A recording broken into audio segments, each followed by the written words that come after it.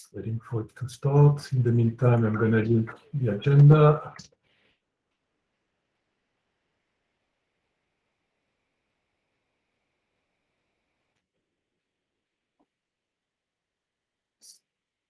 Right, it's no recording.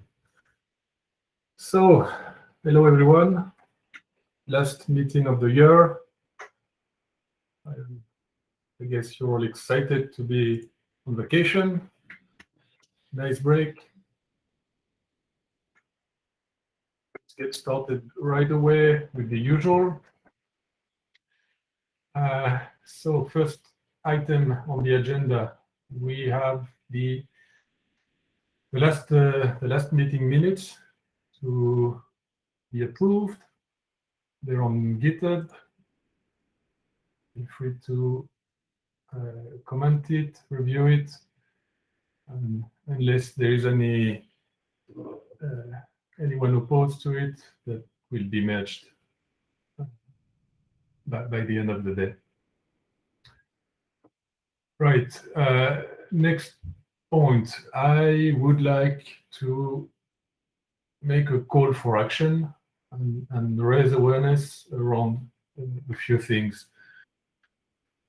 We have officially very little members in the working group. I mean, members that are officially registered as such in the working group community GitHub repo. And as a matter of fact, at the moment, I'm the only active approver. The role that's supposed to approve new members, approve new projects, the top of the chain, if I may say so.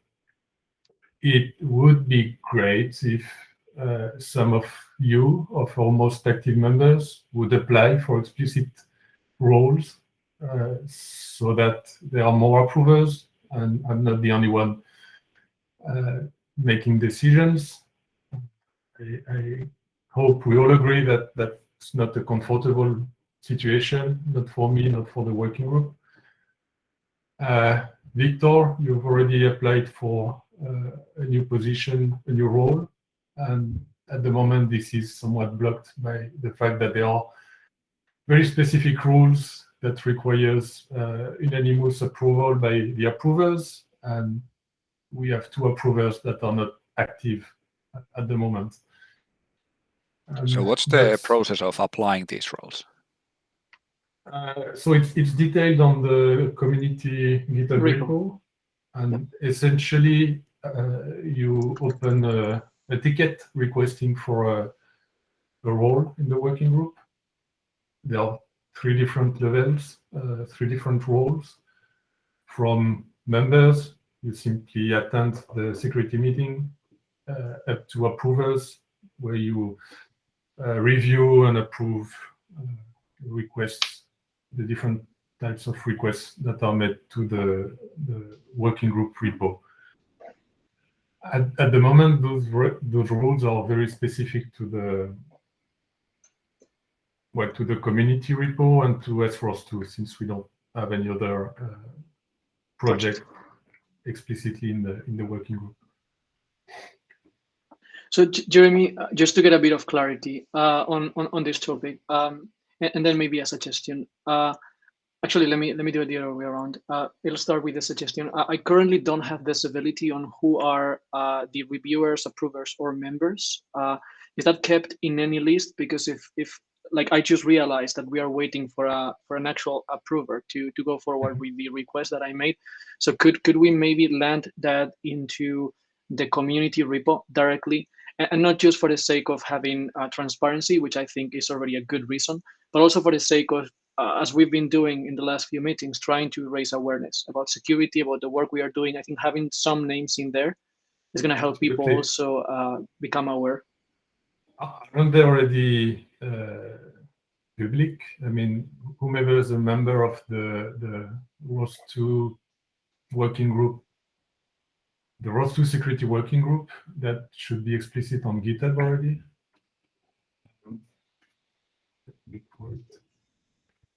But yeah, I agree. If that's not explicit at the moment, then it should be. Yeah, and also it did sounded to me like, and correct me on this, Jeremy, but it did sounded to me that we currently do not have the privileges or capabilities to manage the group, like meaning like we ourselves, including everyone that's in here. So do we need to reach out to Open Robotics to ask for such permissions or something like that, or do you actually have them, and then we are okay? So I'm in the process of getting it myself. Okay. And good. Open Robotics has it, right? So it's not lost or whatever. Yeah, I mean Tally should have them. So he does. Yeah. He does. Good. Good. But again, that's yet another point that's not very explicit in the existing rules. So I'm trying to do things as right as possible. Yeah. Also, I saw like Florencia trying to make a request, and Mikael answering about the fact that maybe we need to change those rules. I guess you're working towards that. I mean, for what concerns my side, I think we need contributors. So if Florencia is up to participate actively, I would say thumbs up for engaging her, like as an early step. And the same should apply to everyone willing to contribute. Now, you mentioned at the very beginning that you would like to get a few more members as approvers so that you feel more comfortable managing the group. I'm guessing you're referring to like the eldest in here, which are Rafin and Mikael. How should we proceed with this? Should they make a request for being approvers in the usual way? So yes, please. That's what I was getting at. Okay. Again, at the moment, I'm the only approver. So the last level in the roles, and it's a bit of an uncomfortable situation for me because I have to take those decisions alone, and I'd rather prefer to have other approvers so that there is a bit of a consensus and we can discuss that all together. So that's what I was getting at, and now my transition is lost. But anyhow, there is another thing that's not explicit in the current rules, and that I will be working on and open a proposal maybe for the next meeting. While we have rules that explicit the process to become a member, there is no rule to downgrade in role, and there is no rule to downgrade inactive members. And we find ourselves in the situation where we have an infinite loop. We need an that's a tough word to say. We need unanimous approval of the approvers, and 2 of them are currently inactive, and at least 1 is very inactive. So we need to edit those rules, or we need more approvers. And those that are inactive, we need to somehow downgrade them somewhat automatically based on some rules again. So we'll be working on a proposal and open it to discussion for the next meeting. And this being said, I hope you understand, Victor, that at least your 2 requests at the moment are stalled because of that, right? I'm not comfortable accepting your project request all by myself, and I rather have other approvers to discuss it. Sure, that makes sense. And thank you for, by the way, tackling this as I've expressed repeatedly publicly. I think in the past, the management has been a bit questionable of the group because there's been attempts to contribute and cooperate and collaborate, and they were blocked. And, it makes sense to block things when they don't go in a direction the group wants, but the group really wasn't that active, for not saying that there really weren't actual contributions from the people blocking those actions. So what I'd like to see is the opposite happening, which is encouraging the projects we're pushing forward, and then accepting new members, accepting like new projects. So I'm well aware, Jeremy, that this is happening, and I see this with good faith. I think it's awesome what you proposed and what you're doing, and I also fully empathize with the fact that you want to get kind of like, a group of members who are committed and can make decisions jointly. I think that's the best decision. So thumbs up for that. If you need help pushing forward with Open Robotics or pressing Tally to react, ping us, and we'll be happy to do so. I mean, don't worry, that's ongoing. There's no problem okay. there. And nothing's blocked at the moment because of that, right? But as you rightfully pointed, Rafin, and I was actually surprised that you're not an explicit member of the working group. So if you feel like it, please do apply for a reviewer or even an approver position. And the same for the rest of you guys. I'll open up a ticket right now. Great. And just for the sake of clarity on this as well, Jeremy, you mentioned that the approvers, reviewers, tickets are waiting for approvers who are idle, who are not like active anymore. Will we have the same situation as well as with Florencia, myself, and Rafin and many others, or are we actually able to move forward with those? So my plan is to, first of all, explicit the rules to downgrade inactive members. Okay. So to do that properly and by the book, if I may say so, we'll set up some rules to downgrade those inactive approvers, and once they are downgraded, I'll promote a new approver, whomever applies for it, and from there that will unblock the whole situation, right? So what I could do is propose those new rules before the next working group. We would approve them during the next meeting, and if so, then by the end of the next meeting, we would have new members officially. Does that sound like a plan? Great. So if everybody's agree, I'm just going to move on to the next and last item, which is another call for action. We need some eyes and a bit of cleaning on the ROS2 GitHub repo. There are some issues that are stalled since years that probably deserve to be closed. Same for pull requests. There are recent issues that haven't received any answer. So please do have a look at it, especially the two that I've linked in the agenda. One is very technical, and the other one is about the working group itself, right? They are just a new template for proposing projects.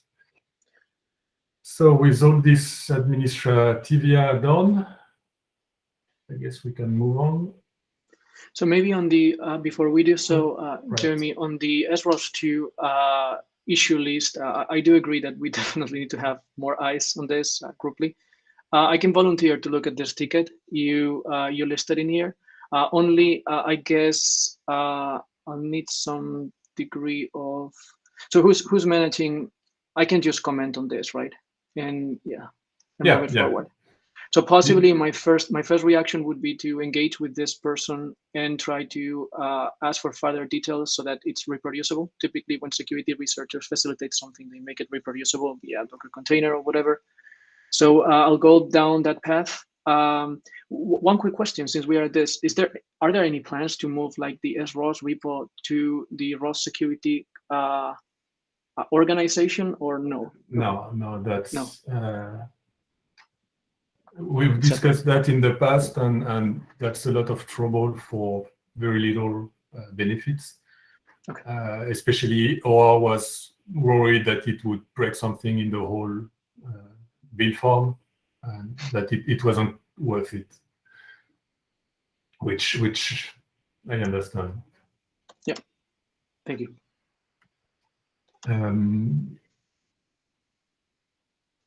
Right. So please, guys, do have a look at those issues. There are some that are open since 2019, 2018. Ruffin, especially, you have a better understanding of those old issues than we do, and probably a lot of them can be either closed or refreshed.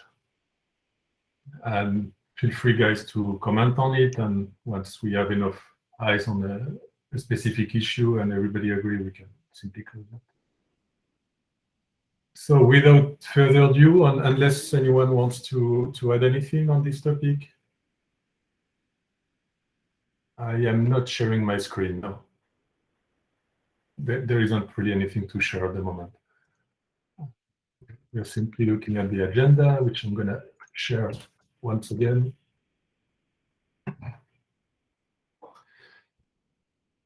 Right, so without further ado, Victor, I give you the floor. And so Victor is about to present us a work that he has carried with a lot of other researchers about the DDS security and a few vulnerabilities that they found. This work has been presented recently, about a month ago, at the Black Hat Europe conference, a very important and rather prestigious conference.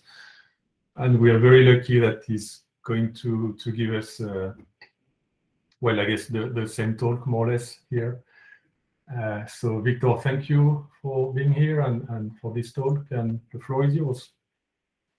Awesome, thanks a lot, Jeremy, for the intro, and I'll stick around, or that's my plan for now and many meetings forward. So hopefully we all can cooperate and contribute. So since as introduced by Jeremy, I gave this talk together with my colleagues a few times already. We gave it first at Black Hat. We're giving it also, we gave it a week ago at ROS Industrial with a slightly different format. I'll give you now, again, a different one, which is going to be much more down to the actual code and something that you guys can reproduce yourself on your site and in your machines.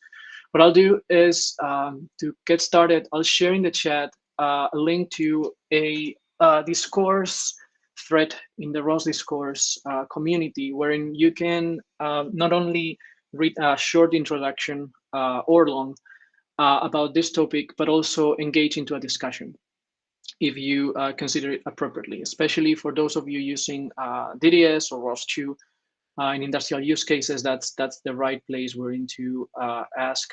So far, there hasn't been too many people commenting. I guess people are still reading around, but super happy to follow up, both myself and my co-researchers. So let me share my screen here real quick. I think there we are.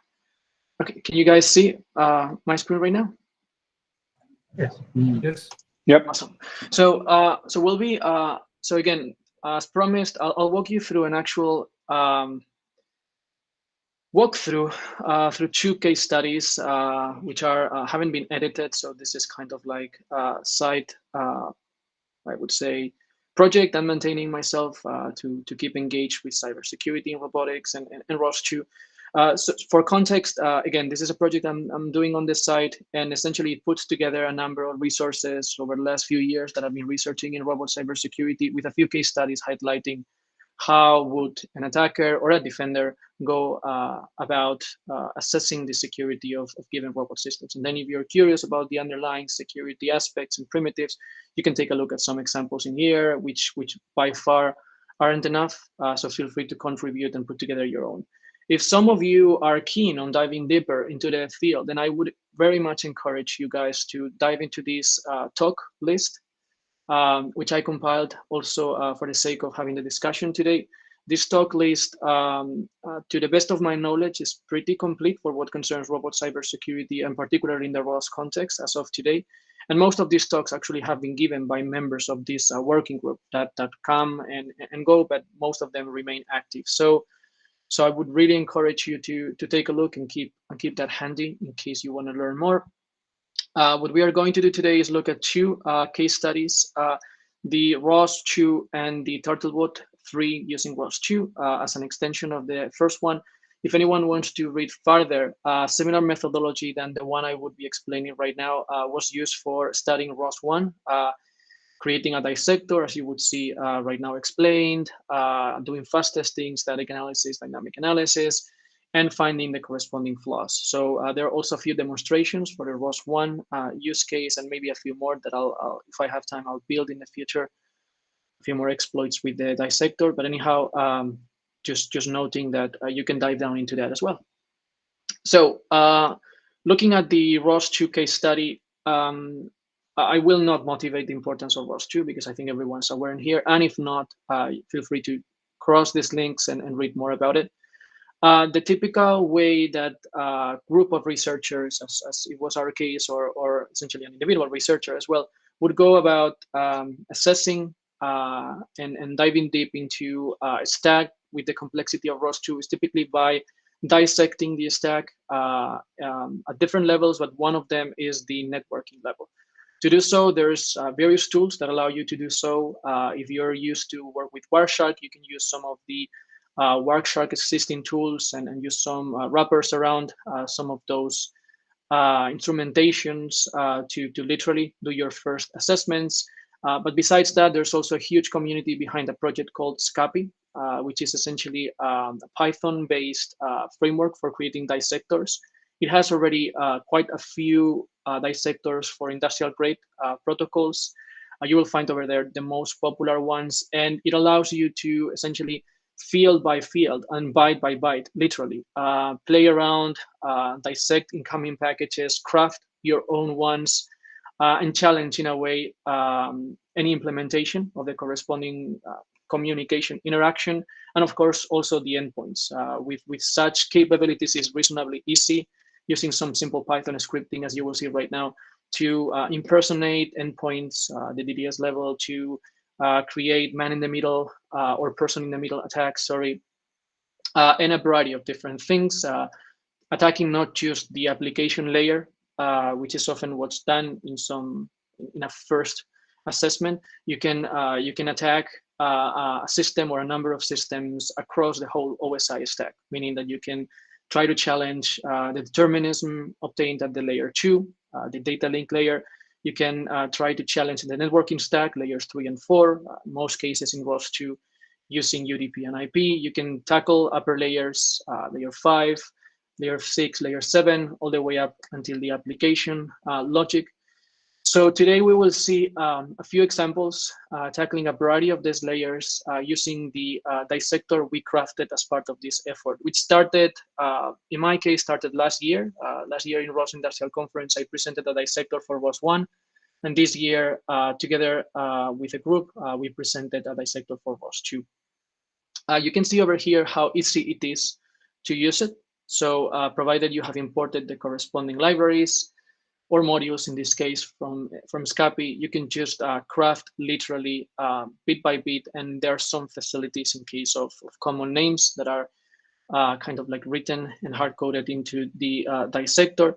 But this gives you essentially a package, a minimalistic package of RTPS, which, as you may know, is the underlying wire level protocol that DDS uses. DDS lives on top of RTPS, the real-time publish subscribe protocol. So if you want to challenge things from a networking perspective, you typically do tackle RTPS. The representation of this simple package is depicted right over here. So there's, I think, PDF versions in the repo in case you want to look at it closely. But nevertheless, this is just a fun graph that comes out of this construct right over here with just a simple Python command. So Scapy does not just help you actually in doing the crafting, but also in dissecting and analyzing things with like nice plots and fancy plots, like those ones, which are always great for presentations. The first thing you will find is, as I was introducing before, that we went ahead and built a Docker container for you guys. Actually, it's a Docker file from where you can build your own Docker container. And from where you can easily reproduce the things you will see right over here. And this in security, especially when working across teams of researchers, security researchers, and roboticists, is pretty crucial because each one has his or her own development environment, and that makes things very challenging for reproducing things. So keeping things easy and Docker-based has essentially, at least to my experience so far, facilitated things. So you could run it directly after building it, and here's a simple recipe on how to just launch a simple package and get it shown in your device. Or you could run it also with the GUI, which is also provided in here, using X11, which you can try yourself if you want to as well. So once we have the environment up and running, there's 3 case studies, or 3, let me put it, 3 subjects studied in this case study. The first one is doing reconnaissance, which according to the usual kill chain model that most attackers follow, is the first thing we typically see from malicious actors, which is they try to identify your robots, your robotic systems in the network. If they don't have visibility of what they are attacking, it's pretty challenging to just throw away exploits out there. They first need to do reconnaissance, which often comes down to doing footprinting and then fingerprinting. Footprinting generally helps you identify, let's say, roughly what's out there, and then with fingerprinting, you obtain further details about what particular version that protocol is being used, or what particular sub-items that implementation might be subject to. So doing reconnaissance, once again, is something that's pretty crucial for such a simulation of an attack. So that's what we do. We craft a package. We're using the dissector, and you can see its representation right over here. And then using that package crafted, we go ahead and launch it to the network, hoping to get responses. Now, given the way the OMG's specifications for DDS and RTPS, and also the security extensions are written, currently essentially nodes do respond to these queries. So we find ourselves in a situation where discovery essentially happens regardless of how much we harden currently our ROS2 nodes, if compliant with the DDS specifications. If you were to modify your DDS implementation to not respond appropriately, then you would be breaking with the interoperability of specified by DDS, but you would be able to mitigate this reconnaissance issue. So in this case, you're seeing right over here is a recording on how we're demonstrating that. So it's setting it up. All right, here we are. So you're seeing how we are essentially getting a publisher up to speed, and we're launching the corresponding footprint script, and then we're getting the response back. So it's shown in green. In this case, it's being done with a particular DDS implementation. Now, what we're going to do is stop the publisher and change it to a different DDS implementation. So from Cyclone, we're going to go into fast DDS. So the expectation, for those of you who are familiar with the DDS specification, the expectation is that discovery should still work and you should still get a response. But surprisingly or unsurprisingly, there does not seem to happen what expected, and within the time allocated for it, there are no responses whatsoever. Now, in this case, we're publishing with FastDDS, but this doesn't mean that FastDDS is more secure. It just means that essentially the discovery package that FastDDS requires is slightly different than the one required to identify endpoints with Cyclone DDS. We similarly also crafted the corresponding package with FastDDS and tested that, again, as stated, it's possible to discover ROS2 nodes powered by FastDDS. And in fact, I may point out that it's not just that FastDDS is as exposed as Cyclone DDS to reconnaissance. We found in FastDDS a significant amount of flaws we did not find in other implementations. I wouldn't take any conclusions out of just simply the fact that there's no interoperability from a discovery perspective.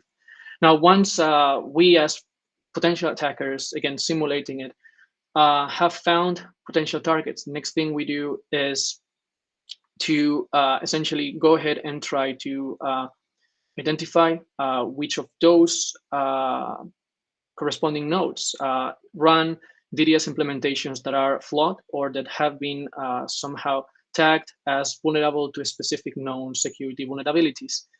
In this case, we ourselves found those vulnerabilities, so we knew what we were doing, and we triggered 2 attacks. The first one you will see is a reflection attack, which is essentially affecting all DDS implementations. So similar to reconnaissance, this is affecting all of the DDS implementations. And it's also a flaw that's triggered by a lack of consideration in the OMG specifications, meaning that right now the threat model considered within the OMG DDS security plugins do not consider such attacks, and it would need to be amended and extended with these and other flaws we did detect and we are still processing. What you will see right now, actually, let me show it to you, is that we are, so similarly, we're gonna set up the environment. All right, we're gonna craft this particular package, which is going to instruct the ROS to endpoint to forward responses to a DNS server. So what's gonna happen is that when we do so, we're gonna use 8888, which as you know is Google's DNS server.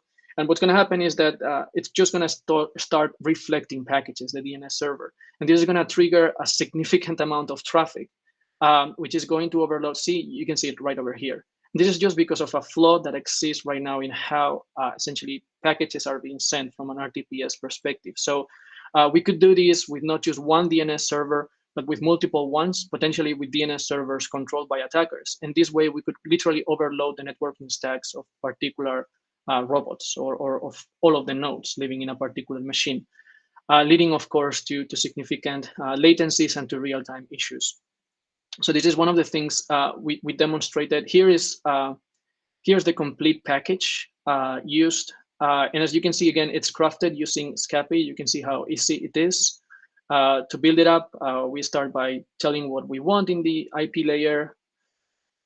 Same at the RTPS level, then we craft one or multiple RTPS messages and sub-messages. In this case, it's enough to build one of the sub-messages, the data one in particular, and we define where we want the traffic reflected within the PID meta traffic unicast locator. Currently, there's no defense to this attack. If you want to remain compliant with the OMG specification, the only way to mitigate this properly would be to change the OMG specification. But what some vendors we have been working with are doing is to limit the traffic they send out by applying some essentially scaling, so that if the traffic starts bursting out significantly, they lower that exponentially.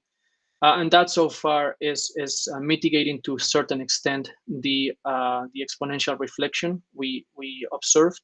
Of course, you could still compromise or at least affect the behavior of a node if you were to expose it against many DNS servers. But again, this is something that we are discussing right now, hoping to discuss with OMG stakeholders directly so that they propose a proper mitigation. So this was the second attack.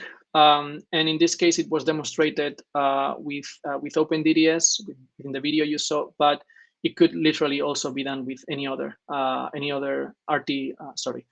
DDS implementation. There's CVE-IDs assigned for Connext RTI, for OpenDDS, Proxima, Cyclone DDS, for all of them pretty much. And then here you have the instructions in case you wanna try it home, but only home, please. Finally, there is, at least within this case study, there's this third vulnerability we do demonstrate, which essentially crashes a node. And this is due to a flaw found in OpenDDS particular implementation. This flaw is only applicable to OpenDDS. And as pointed out in here, it leads ROS2 nodes to crash.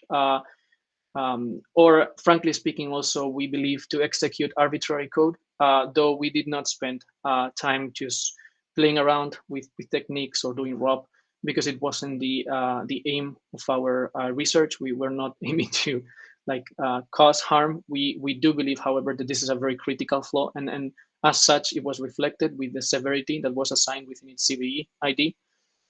The reason why this is essentially happening is because OpenDDS is not handling properly the length of one of its fields, PID built-in endpoint QoS, which is a parameter.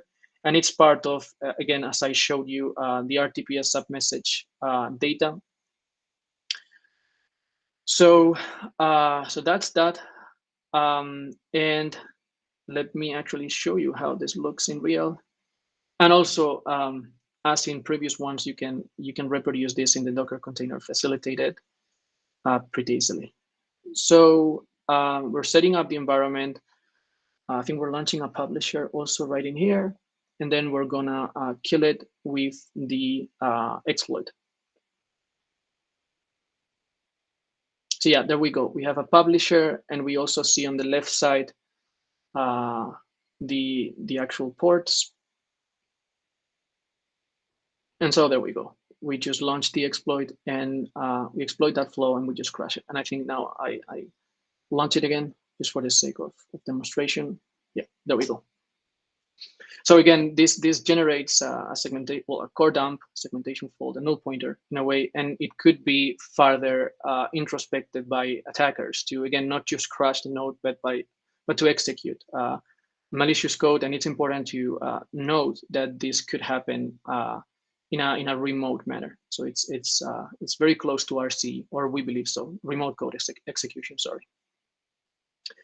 So that's pretty much it for the 3 demonstrations in here. There's a few more details in here if you want to look deeper into this last flow I did demonstrate. And here I'm walking you through how to further look into the memory and see how we could further tinker with it. But I just leave it there for the sake of remaining nice. And of course, credit to all my co-researchers who so far have been doing an outstanding work, and this group continues further. We're still working together, and we hope to keep it up.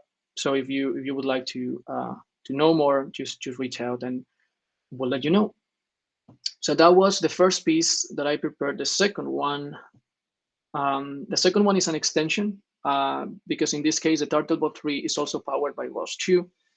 But in this case, I'm going to skip the reconnaissance, which you just saw in a pure ROS 2 essentially environment. So in the case of a robot powered by ROS 2, such as the Turtlebot, is pretty much the same. I'm also going to skip the reflection attack you saw in the second case, which in this case is demonstrated with a real robot and what can cause. And I'm just going to focus here on a different vulnerability. And this is going to be the fourth one that I will be demonstrating.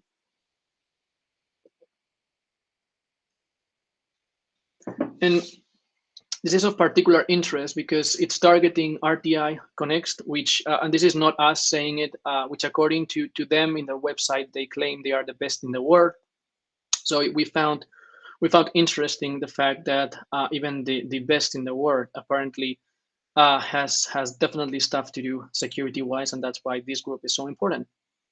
So in this case, the security flow is somewhat similar in the sense of what it causes as the previous one we just saw. Sorry, I'm just going to show it to you now in a real robot with a bit of a more robotics context. So what's happening in here is that we are launching the Turtlebot 3, and we are teleoperating it with the teleop node, which is running on top of RTI's Connect. So with the teleop node, we give it a given command, as you can see right in here. And so the moment we stop the teleop node, obviously the robot stops because the node finishes appropriately, and essentially the right velocity is sent to set things to 0. Now, if instead of stopping it properly, the ROS2 node, if we stop the teleop node by killing it with the exploit, as you can see right in here, what happens is that the velocity remains with the last value that the actual teleop was giving it, leading the potential operator to lose complete control of the robot, because he or she might be thinking that nothing happened, but the reality is that the node was crashed remotely, and essentially the computational graph was messed up with, which leads to this simple and silly crashing demonstration. Some of my core researchers are trying to make this fancier by using a bigger AMR or even a self-driving car, but the underlying aspects are the ones just demonstrated, how we can crash a node, one within the computational graph, that in this case plays a role in the overall actuation chain, and how that causes an inconsistency in the computational graph, which makes essentially, which makes things wrong, I guess. that's the way to put it, unless you have considered that, and in this case, it is not, as it ships within ROS2. So there's another POC of this same flaw in here, which is less fun because there are no graphics. So I'm just gonna leave it there, and maybe with the time left, open myself to questions and comments, criticisms, suggestions, etc. Thank you so much, and hoping that this was at least interesting. Thank you, Victor. That was very interesting and very well illustrated. And what I found interesting as well is a collateral effect of this research, if I may say so, that just highlight the lack of interoperability between DDS implementations. Yeah, it's been nuts. a long-running gag in ROS2, and it still is, definitely. Right. Anyone has a question? Yeah, thanks, Victor, for a really nice presentation. I just wanted to ask, like, what has been the reactions from the companies doing the DDS implementations? Like, how have they responded or reacted to this? That's the question, Kalle. Yeah. So there is lots of reactions, and just for the sake of remaining fair to everyone, I will not name who said what, but I can tell you a bit of what has been said without naming anyone specifically. I can tell you that some have been very responsive and have cooperated with us from the very beginning, particularly, and in this case, yes, in this one case, I will cite who it is. AD-Link, which is behind Cyclone DDS, have been outstandingly responsive so far. They actually have been working with us, so it's been awesome to have not just a group of security researchers and roboticists, but also, an architect of DDS helping us dissect it, helping us understand when we broke things, why we broke it, and how we could mitigate it, and in some cases, how it can't be mitigated. So AD-Links, particularly having Eric, who is the main architect, at their side, working side by side with us, has been a privilege, and I can't compliment him enough and thank him enough, and things are continuing forward with him as well. So super excited about that, and I think for what concerns myself, at least, I would say thumbs up for the work Cyclone DDS is doing on security. Most others, to be honest, are still getting up to speed with security, meaning that many didn't know what an identifier or a CVE ID was. So we had to, struggle a bit to get the IDs in some cases, because we didn't want it to raise it beyond themselves. We wanted them to take actions. Eventually, we had to cooperate with CISA and with some other CNAs to get the IDs, because they were not prepared to grant it. For what concerns mitigations, most have been pretty responsive, provided we did give them the POCs, meaning that we did give them a way to reproduce the flaws. The reality, though, is that it was a significant effort on our side, and the overall awareness needs to raise to be proactive on this. You cannot expect that a group of hippie security researchers like us are going to put their personal months into finding flaws and then gifting it away. So that's not how typically it works. We wanted most of them to take a proactive attitude and not us, but hire someone, maybe some of you guys, to find the flaws and patch them directly. So that's also something we observed. And then there are things on the bad side of the spectrum, which also were observed. Things such as trying to take legal actions against us, things such as trying to enforce licensing aspects to avoid us disclosing aspects. I can tell you also that we were planning to release this much sooner and much earlier, but we've been repeatedly blocked by, I guess I can say, yeah, I guess I can say certain, let's say, national funded bodies, because it was affecting apparently military contractors, part of the work we were pushing out. And that's also one of the reasons why what you have seen today and what you can read on our public disclosure is not everything.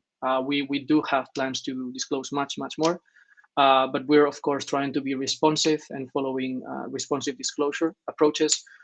So there's also that, Kale. There's also vendors who are trying to enforce, let's say, the legal path, but unfortunately, we're not the bad guys. So, and against cyber criminals, that legal approach is going to be very useless in our humble opinion. So that's our standpoint. And then maybe moving beyond the bad reactions, there's the funny reactions. Funny in the sense, and you will hear about this also in our white paper, which we're hoping to publish next year. But you will read a bit about the fact of how, while doing so, we found some DDS implementations. I would say teams behind the DDS implementations, which literally were so exposed that we found out their credentials in the open, in their CI pipelines. We could access their source code, and they are sold as proprietary implementations. So we found out pretty much everything. So it was a bit, and of course we will not say who is behind that, but it was, we found like fun stuff. And also the funniest thing is that this particular vendor hasn't really cared about answering any of our responsive emails. Responsive meaning responsive disclosures, like, hey guys, you like, we found this. Would you mind please taking a look? Not or hey guys, we found this, and this is this is your source code. I think it's proprietary. So would you mind just removing your credentials from the open, please? Not even responding to that. So no thank yous, no got it, thank you, we'll look into it. Nothing at all. So I think there's lots of work to do, and I encourage you all to maybe take this humble contribution that we've made and take it to your organizations and further extend it. That's why we are disclosing also the dissector, so that you can play around. The feeling is that this is just the tip of the iceberg. There's lots of things that will blow up, and we as a group need to consider being responsive and contributing back. Yeah, thanks, Victor. Yeah, I think it's quite a common problem in white hat stuff, that you never know the reaction on the other side. But one follow-up question: what about the OMG? I understood that some of the mitigations and fixes would require some amendment or extensions for the security spec of DDS. Have they reacted somehow to these findings? We're trying to engage into more conversations. So far, we haven't been very successful, I can tell you, Kale. Okay. We're lucky that one of our close cooperators and members of the team, actually, of researchers, is Eric, who is actively a member of OMG's meetings. So he's trying to get us into the right meeting so that we do convey the right pieces of information. The information that we know from the discussions that have been held is that OMG is keeping an internal issue tracker, which is non-public, with a significant amount, like many dozens of security issues, which haven't been addressed. So that makes us think that maybe they might be aware of certain things, but they lack the resources to tackle them altogether, which is, I guess, great news for groups like us. Right. Yeah, thanks again, Victor. Really appreciate this. Anytime. Right, so we've reached the end of the meeting, but maybe we can take another question if anyone has one. For the killing the teleop process and subsequently causing the robot to continue moving on its current trajectory of velocity. I suspect that that's partially to maybe a flaw in whoever's robot controller implementation. Normally they would have some kind of dead man protocol where if a deadline is exceeded, then the velocity gets kind of reset. But that's just like one particular second order kind of vulnerability. Did you experience any others where like affecting the quality of service on the network, or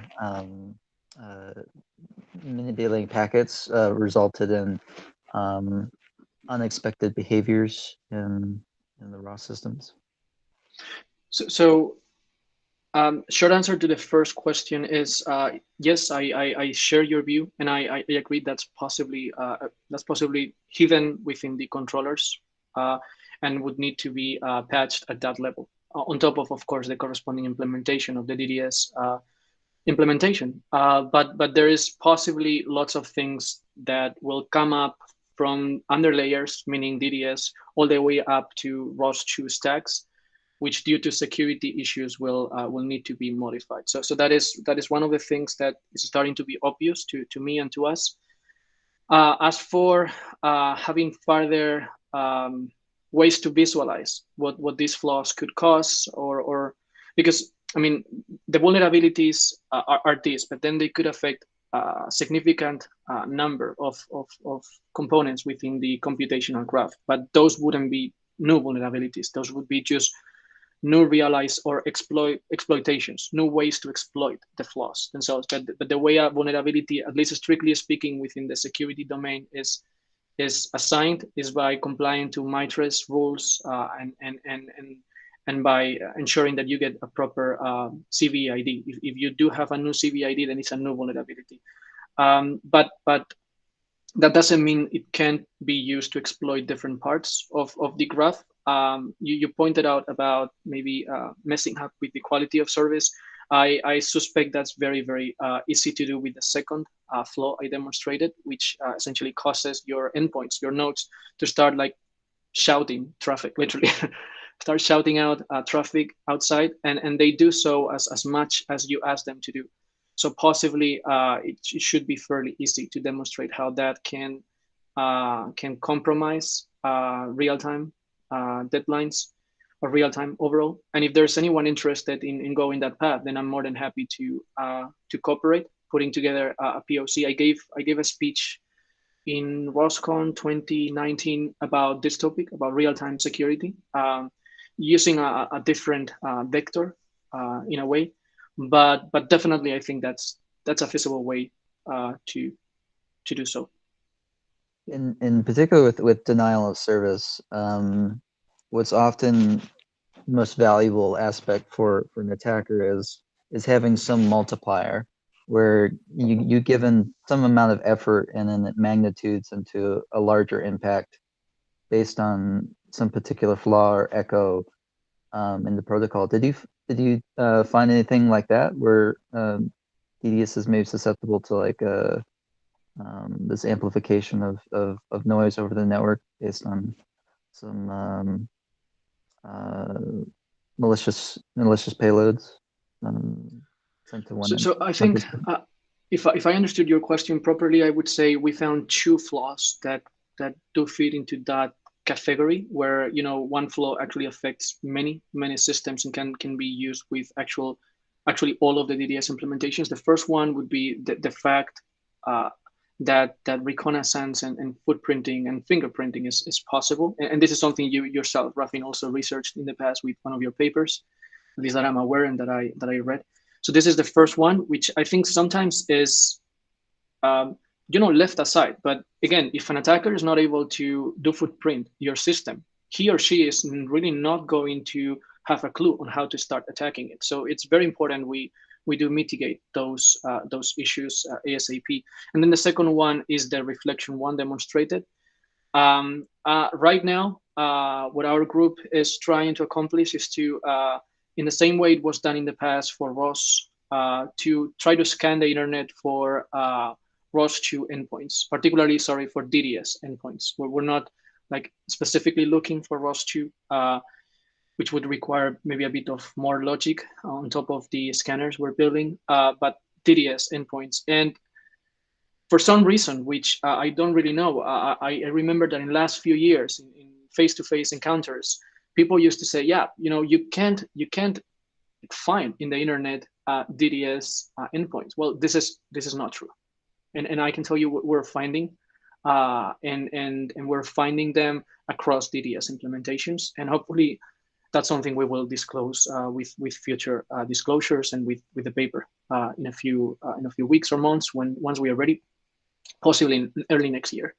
But yeah, we're also, I mean, the plan, as far as I know, also is to disclose how to do this, meaning that should put some pressure, good pressure, on DDS vendors to try to find ways to mitigate this potential discovery. But these two are the ones we are commenting publicly right now.